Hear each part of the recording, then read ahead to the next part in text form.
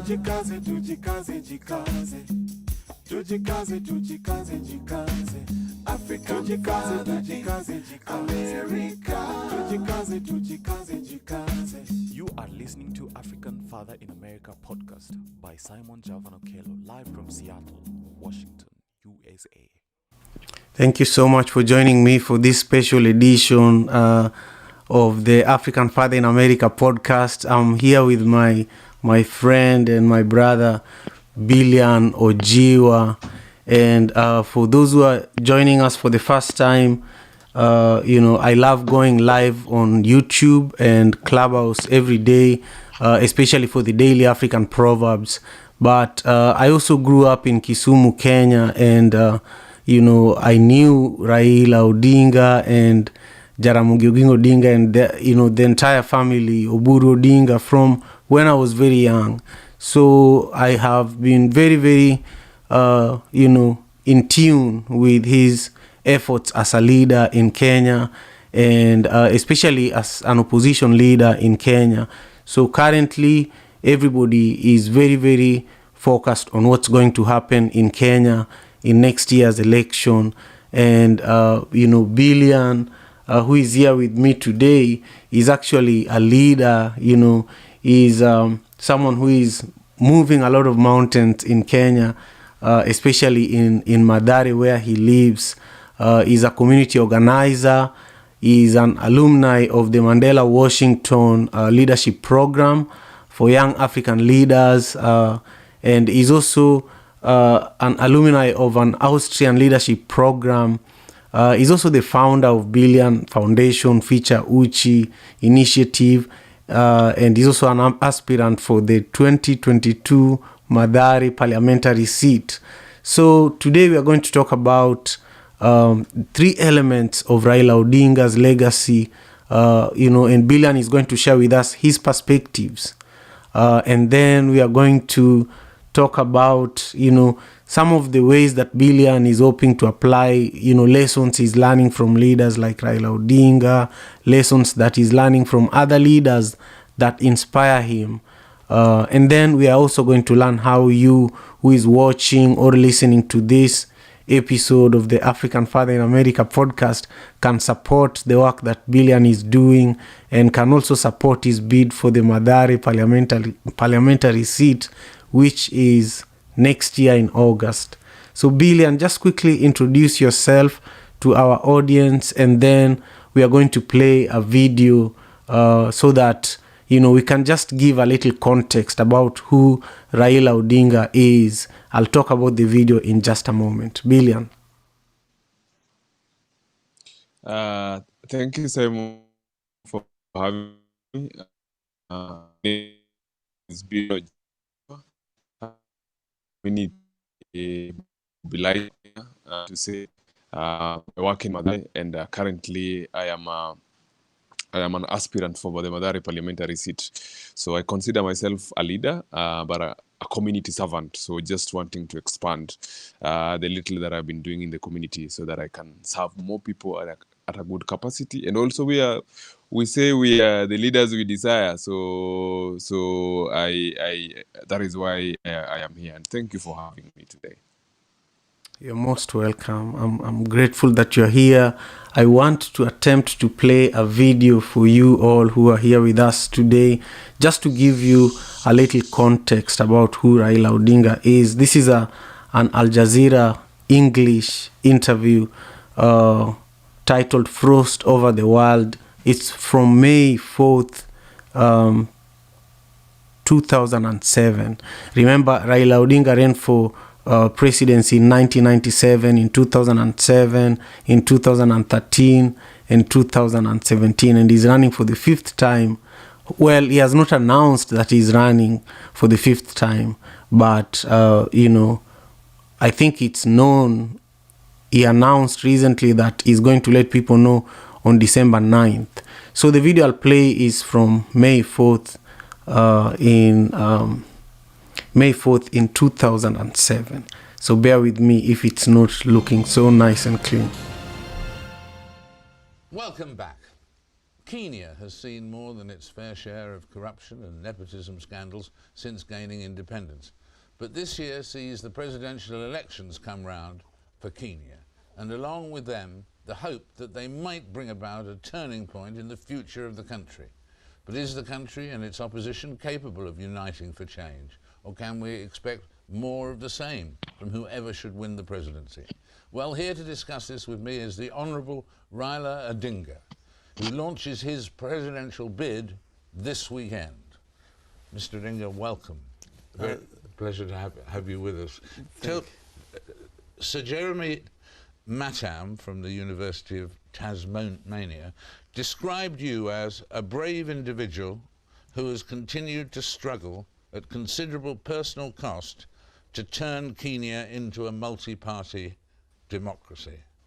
How is that struggle going? Well, the struggle continues because, as you know, it is a process to bring about change. And it is not like instant coffee that you brew and drink at the same time. It has taken a long time, but we are on the march towards realization of the Kenyan dream. And how much time in this battle for the Kenyan dream, how much time have you had to spend in prison? I have been in prison 3 times for a total of 8.5 years. There's a detention without trial. In other words, I was never tried and convicted. Never tried, never convicted? Never. Were you tortured? Thank you so much, Billian. I want us to just get back to our conversation. I just wanted to give people context to who Raila Odinga is, but also I want to, I just want to bring back the question that I was asking at the beginning, where I wanted you to share with us just briefly what your perspectives are in regards to, maybe share with us 3 elements of Raila Odinga's legacy from your perspective. I was sharing earlier, for example, in this video, I think he's the person in Kenya's history that has been detained the longest. As he was describing in that interview, almost 9 years. He was deeply involved with bringing devolution to Kenya and many other things. I want you to share with us your perspectives as well, because I look up to you as one of the young leaders that Kenya needs to watch for, especially next year.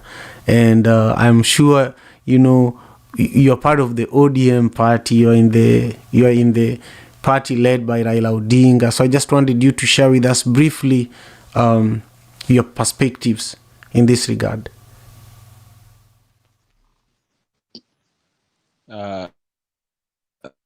Thank you much and for the video.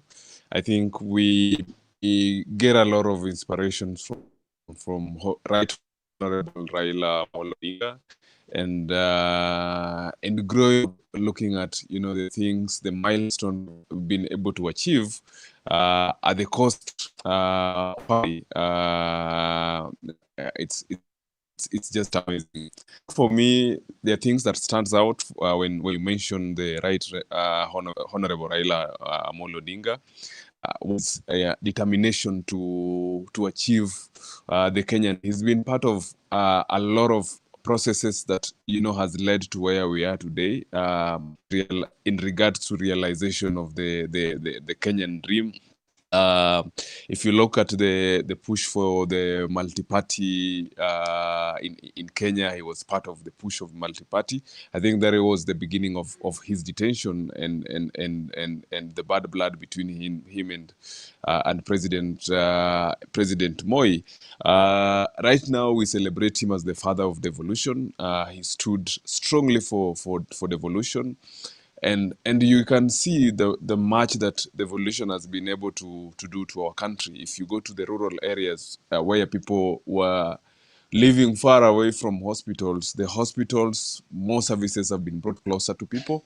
If you look at rural homes, rural roads that we used to wait for the national government to come and tarmac, or even do a little maintenance, and being done by the county government. So those are only been able to be achieved by the dream that Raila Amolo Odinga has been talking about, the Kenyan dream of making sure that, there's an equitable distribution of resources.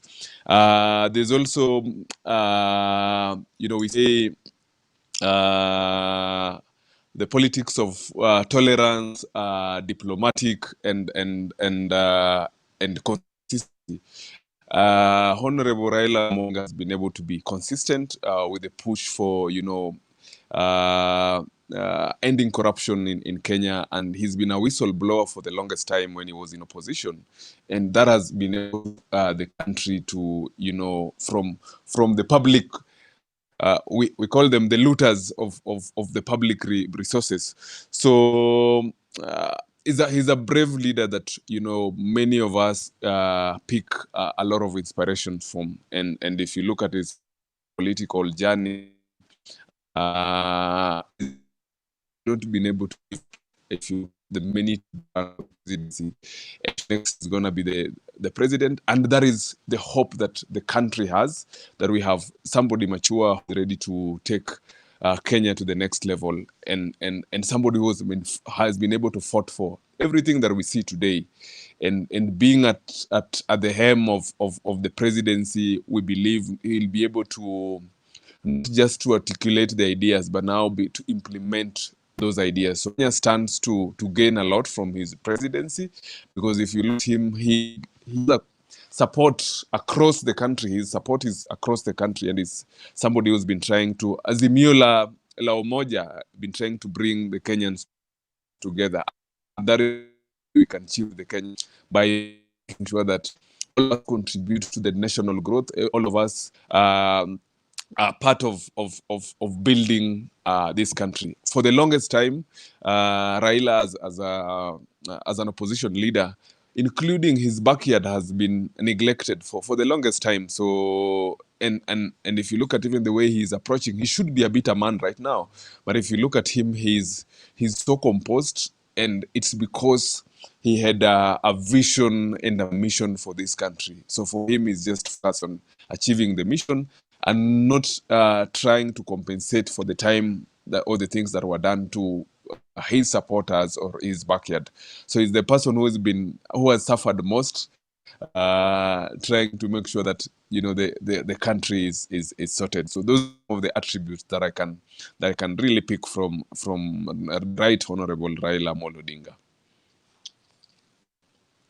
Yeah, Billian, this is Simon speaking.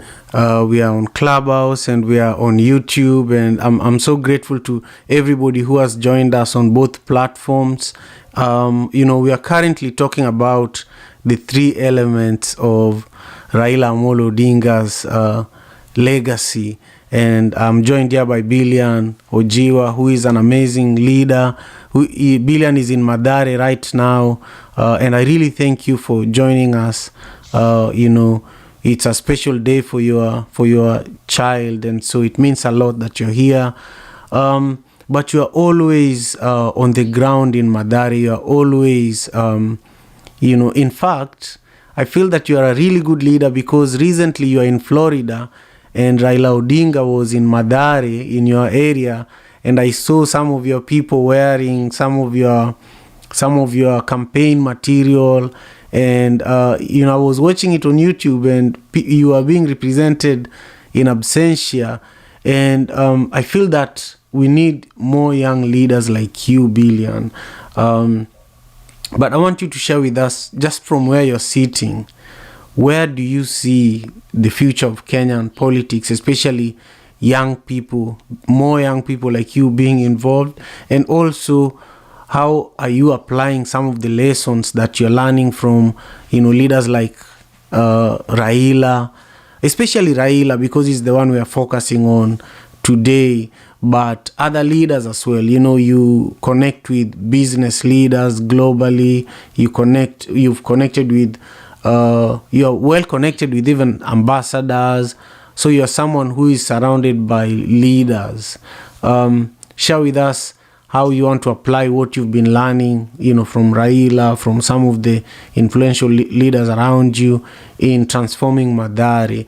But really, before you share, I want to welcome Dark Medusa. Just briefly introduce yourself, Dark, so that those who are on YouTube can know you, and Billian can also be introduced to you. Dark is joining us on Clubhouse.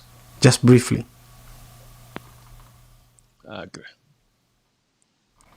On Clubhouse, you can actually unmute and be able to speak, and you can be heard. But I wanted to give everybody who is joining us, on Clubhouse a chance to be able to ask your question and engage. We are going to continue. Just with you sharing your perspectives in regards to, how would you apply the lessons from Raila Odinga and some of the leaders that have influenced you in growing and transforming Mathare. Thank you so much, Simon. I think one of the things that we have to pick from that we have today focusing on Samuel Odinga, is that they did politics when they were young. So the things that they've been able to achieve, it's because, both. So one, I don't consider myself any different from them when they joined politics.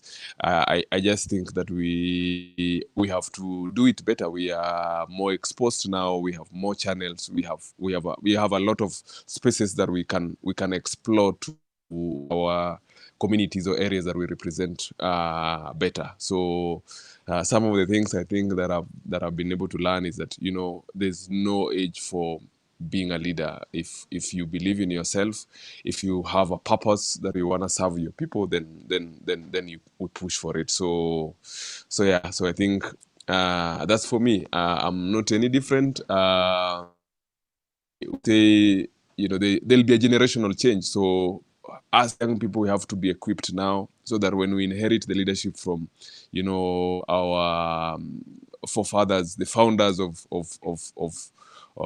this country, the people who fought for, the spaces that we are enjoying today, we are able to do it better. And if not doing better, we are able to represent them well. So we have to equip ourselves well, and it feels great when you learn, and humble that when we learn that I'm still alive and I'm able to learn from Raila Odinga. I know the history is shallow, so you'll not get much about him. We are fond of not keeping, our history. We are fond of, just making things show. So I am humbled that I am able to learn a lot about Raila Odinga, and hopefully the next 40, 50 years that I'll still be here, I'll be able to share with my grandchildren, because I am sure with the nature of our politics and how we keep our history, it's something that, can easily fade. We've had good leaders who've been here before, but if you look, there are no much materials that we can learn from them. So I just feel humbled that I've been able to learn from a great man like Raila Odinga. Yeah, I agree. Me too. But as we speak, I was actually reading a survey. There's a poll that was just done. It was released a few hours ago in Kenya. That was suggesting that Uhuru is most likely going to pick Raila as as his preferred candidate, and Kenya is already in an upbeat campaign mode, and you're going to be deep in it. I just wanted you to share with us. It's going to be one of the most expensive campaigns, by the way, for everybody. For everybody. And I want you to share with us, some of the, your perspective of what's going on. What are your hopes? Do you feel that the next government is going to be led by Raila Odinga, and next year on a date like this? Today is November 20th, right? November 20th. Let's imagine that you're the member of parliament for Mathare and Raila is the president. and now you're living this dream that you have. How would you feel, and what would you be doing? First of all, I think it will be so humbled. I will be so humbled to, serve under his. I am sure he will make sure that he mentors some of us, that so that he leaves the country in the best hands, because where the leaders will take his grandchildren and the great grandchildren. So I'm sure he'll do. But one thing that I can say for sure that I know is that this government will be formed by Raila Odinga. That one you can take to the bank, any nearest bank.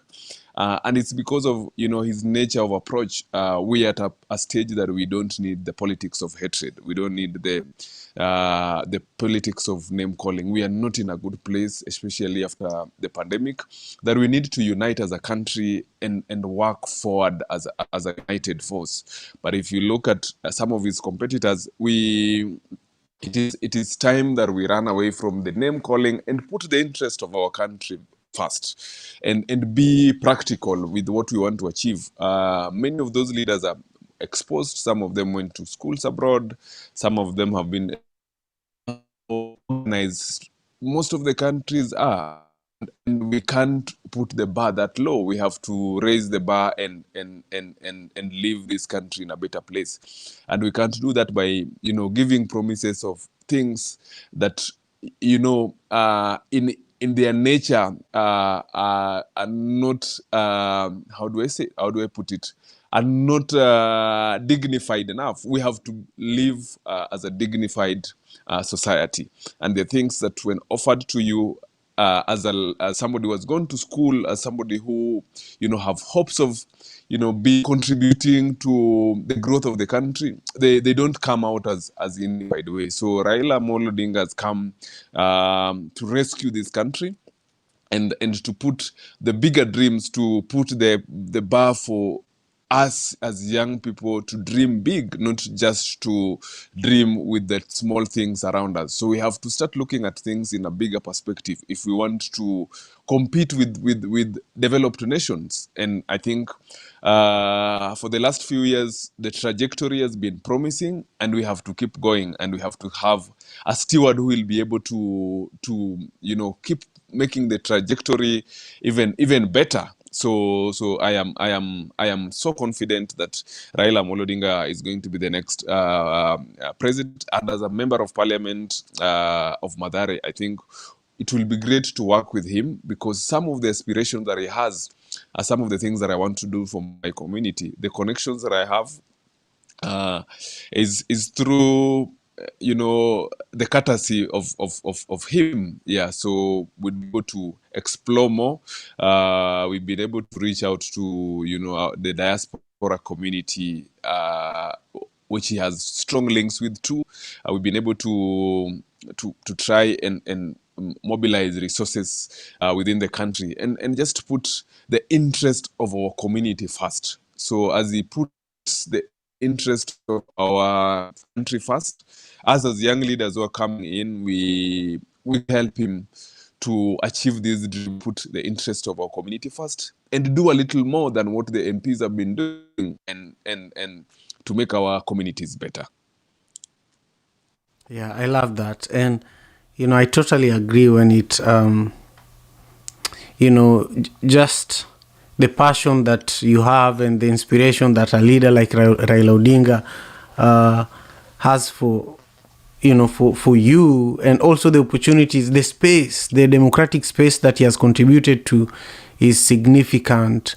But one thing that I also saw yesterday was the support for women leadership. I saw that there was a gathering of Kenyan women leaders that that were basically showing their commitment to Raila Odinga's bid for the presidency. And this is happening in the same week where there was an elder that was on top of a wheelbarrow, but then in Kisii there were also elders that were that were lynched. And this is something in Kenya, women are not respected. And I saw this being raised by a mother, and I have sisters who have also gone through major challenges. And, it's very important to me to have leaders like you and leaders like Raila who actually value women, who are willing to create space for women to be in leadership positions. So I just wanted you to speak to that briefly, what your perspective is in regards to, creating space for women in whether it's within your leadership or within Kenya in general, and then after that, I also want you to think about how people who are watching can support you. What are some of the things that you plan to do this coming week, this coming year, and how everybody who is watching can support you. Thank you so much. Thank you so much. First of all, I want to start by saying that anything that that lowers your dignity is not healthy. And as a society, I think one of the things that we should value is dignities of especially elders and women. I have looked at the images that were being shared around that women are going through, and it just shows how we don't respect and value the women. And looking at the contributions that we've had from women leaders, I think it is time that we talk about this and create a space for women and women leaders. If you look at the new constitution, which Raila was part of the team that were pushing, it created a space for women. So because we used to have only, a few being nominated to parliament, if you look at our political space, not many women can go through the craziness that happens out there. So they tend to shy off, not because they are incapable, but because of the craziness and what has been the culture of our politics, and what the new constitution created was a space for women, was a launching pad, so that they also be able to be represented in parliament and the different spaces. And all the time, we've been talking about the gender. It's called two-third gender rule, where women have to be represented in every space, and that is part of what Raila Odinga have fought for, and we know that he respects women. That is why women come together, women leaders, to say that we support you because we feel safe in your hands. So right now the question going around is, whose hands are you safe in? So being able to being able to support women, and we've seen, if you look at Charity Ngilu, when he joined NAC, Raila Odinga was part of the team that emulated the leadership of women, created a space for them, and that inspired a lot of many other young women to get into those spaces. So what we can do is not to humiliate our mothers, humiliate our women, but treat them with the dignity, so that we can see the growth. I can't remember the quote, but when President Barack Obama visited, I think, Kenya or Ethiopia, he said, if women are left out, it means that half of the populations are not contributing to the growth of the country. So we can't be pushing that we want to move forward as a country and leaving out half of the population. So we have to continue. We have to be very objective about this. We have to make sure that women are also part of the growth of and not only do that, when it's a safe space for them, because we know how some politics can be. Yeah, what you shared also reminded me of what Ida Odinga was saying yesterday, that women form 60% of Kenyan voters. I was really, really surprised to learn that.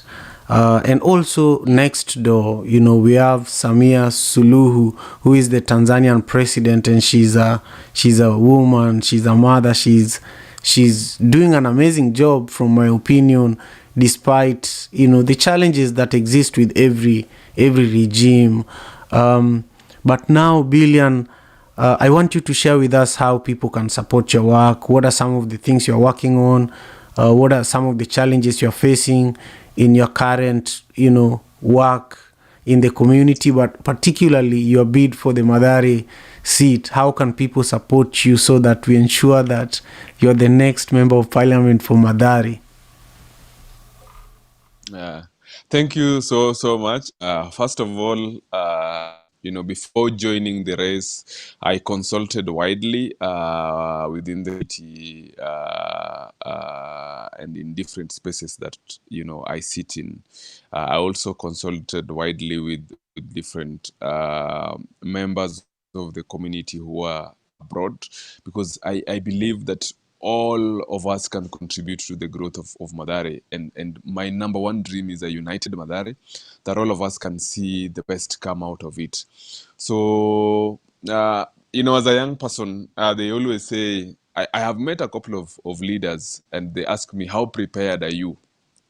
And when they say that, it is not because they tell me, I am 60 years, I have been able to work, take money and then join politics. You are young, you are fresh, you haven't made any money, you've not been employed anywhere that would say you've accumulated resources. So they keep asking me how prepared you are. But I think one thing that I believe in is the dream. If you have a dream for the people, and then people will help you carry that dream. So anywhere I go, I share my dream of seeing a better Mathare. Last 3-4 days, I was at Harvard, and when I was taking a picture at Harvard, my taxi driver was driving me through to Harvard. He told me he didn't know I was going to visit a friend there, and he told me this is the school where politicians' children come to. But for me, when I took a picture there, I said, I want to see in the next 5-10 years taking a picture with a son or a daughter of Mathare joining Harvard, because able to get that opportunity. Where we can create that space, see our dream be at Harvard, and even in best schools in the world, something that we really struggle with, and it's because of the leadership that we have in our community. So how prepared I am is I am looking out at the support, because I have a dream, I have a mission, and this dream can only be realized when we collectively come through and support. So I have been able to put together a few friends. I think you are one of them, Simon, that I've been contacting to support in a small way that they can. I totally understand that things are thick, especially after COVID-19. But still, we have a responsibility. If we want to see a better country, if we want to see, better leaders in parliament or representatives, we have to be part of this. And all along, the middle class, they say the middle class have not been participating in politics. And I understand, because most of them don't have time for it. Sometimes it's crazy. Some of them are in businesses. For those businesses to prosper, they have to play a role, because if the person who represents you in parliament is not able to create a conducive environment for your business, then you are not going anywhere. So what has been happening in developed countries is the middle class contribute to the campaign kitties of the leaders that they want to see in leadership positions, and by that they are able to ensure that their interests will be served well, because we get the leaders that we want, that we desire. But if we don't contribute or support the young or visionary leaders, I don't call myself young, I am not running because I am young. Age is just something, but I'm talking about the visionary leaders. So the visionary leaders we have to support so that we are well represented in parliament. All of us cannot be in parliament, but we can be part of the few that are in parliament that are making decisions that affects all of us. So so I'm creating spaces. I think anybody who wants to support will be having our website soon that people can contribute to the website, www.billianojiwa.com. We are working on it, but still we have activities that happens every day. For this week, the weekend, I'm taking a break because I just got back from the US. But from next week, we are heading to Christmas. Their families who even afford a meal or a decent food during the Christmas. We'll be putting up the calendars for 2022. So people want to support that. Also, we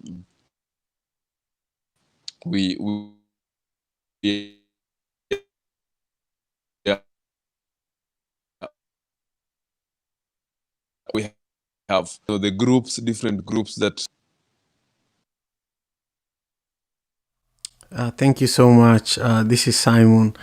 I'm so excited. I'm hosting my friend Billian Ojiwa. Billian, carry on. Billian was just having a little connection challenges. And I also want to welcome Rose. Thank you for joining us. I'm just so grateful that you're here. I'll bring you on stage in just a moment. Billian, carry on. I just want you to finish what you're saying. Okay, Billian is having connection challenges. So we've been discussing, three elements of Raila Odinga's legacy, and Billian is an aspirant for Member of Parliament in Mathare in Kenya, and he is also, an organizer.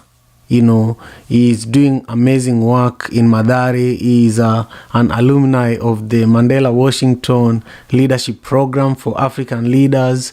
And he's done so much. We've met in person. Actually, we've known each other for a long time, but we met in person in Seattle.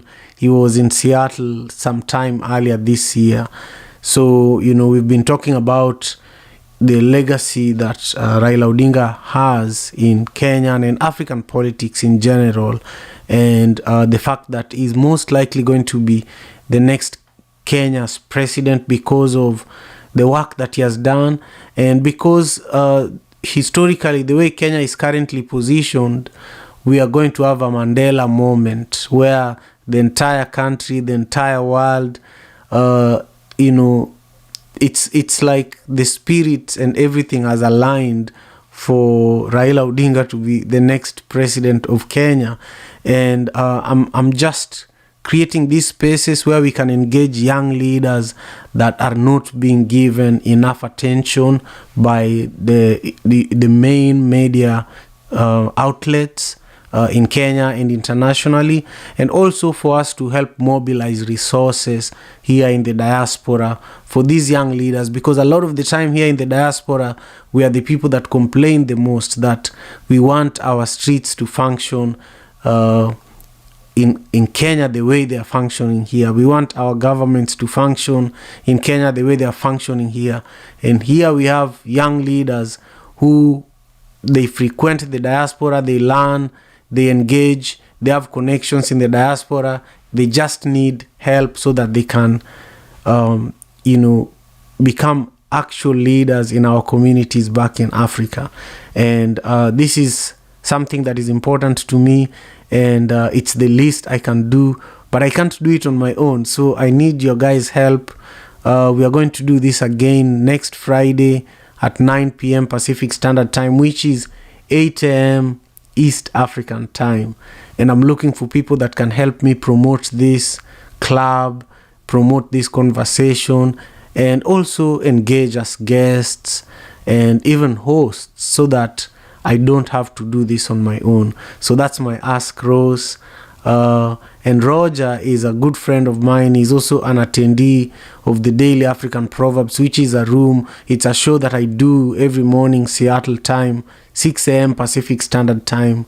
Roger is based in Singapore and he's just into tech. He's doing amazing stuff. So, Billian, I just want to make sure you're back. Are you there? And by the way, Billian and I are live streaming this conversation on YouTube, and I just lost him. I don't think he has a steady connection at the moment. So, we were actually at the very tail end of our conversation today. We had really, there's a video that I played at the beginning of our conversation where, Raila Odinga was being interviewed in 2007, right before the elections in Kenya that year. And, Raila Odinga is a leader that he's run for presidency 4 times. This is going to be the 5th time. And in that interview, he was sharing how, he was detained without trial. He was detained for about 9 years. He was very involved in bringing devolution in Kenya, where now we have regional governments and we have resources being distributed regionally. And we have more universities in Kenya. And so the hope that is, if he becomes Kenya's next president, there's going to be a lot of progress. People are going to be very motivated. And also, he has a lot of knowledge about Africa, which Africa is something that I'm very passionate about. I've been organizing Africa Day for the last 3 years, 2 times for the Gates Foundation. And I feel that him being the Africa's high representative for infrastructure is a big deal. Africa Union has never had such a role before.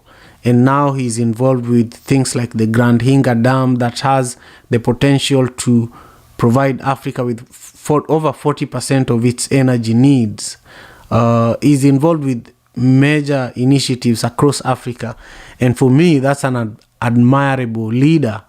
I feel that Raila could be greater than even Mandela, because Mandela was an enigma and a phenomenon. But he was not someone who had he was a lawyer, but Raila is a builder. He's someone who can contribute to transformation because he understands how to create things that did not exist before. And I feel that Africa is at a stage of transformation. Africa is at a stage where it needs leaders who can help create things that can take Africa to the next level. Anyway, Billian, thank you for coming back. Share with us how people can support you, and share with us how people can stay connected with you. And I'll try and bring Rose to share her perspectives.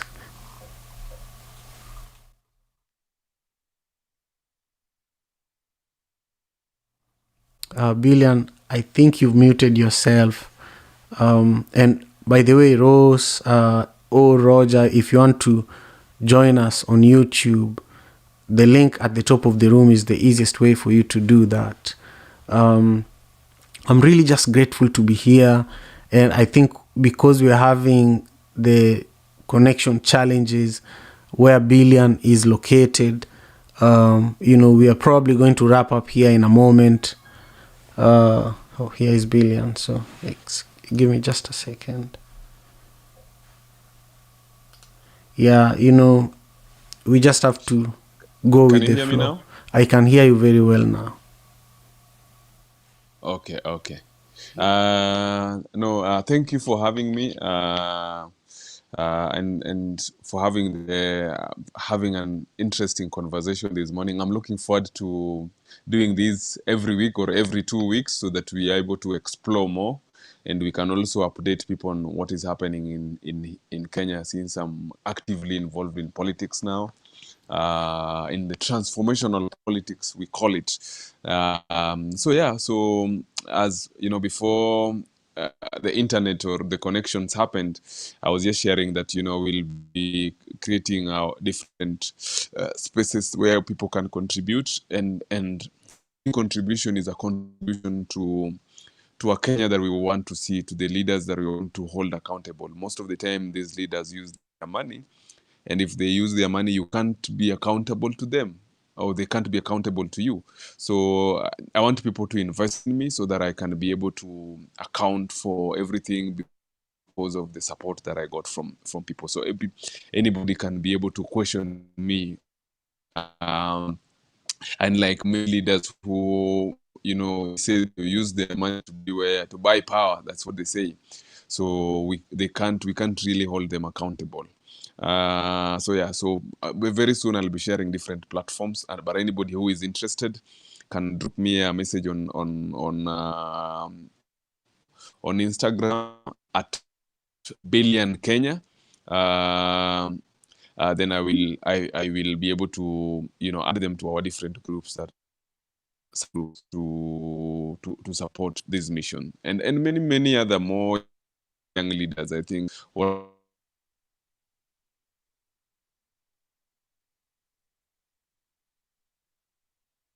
I think we lost Billian again. And I was just thinking that maybe we should hold this conversation on Twitter Spaces in the future. So we are going to wrap up our conversation for now. This was a test run. I feel that it went well, and there's always a lot to learn with any of these types of productions. So thank you so much, Rose, for being here. I am going to wrap up our room now. Have a wonderful morning in case you're in Kenya. Thank you so much. African father in America. Tujikaze, tujikaze, jikaze. Tujikaze, tujikaze, jikaze. African father in America. Tujikaze, tujikaze, jikaze. You are listening to African Father in America podcast by Simon Javan Okello, live from Seattle.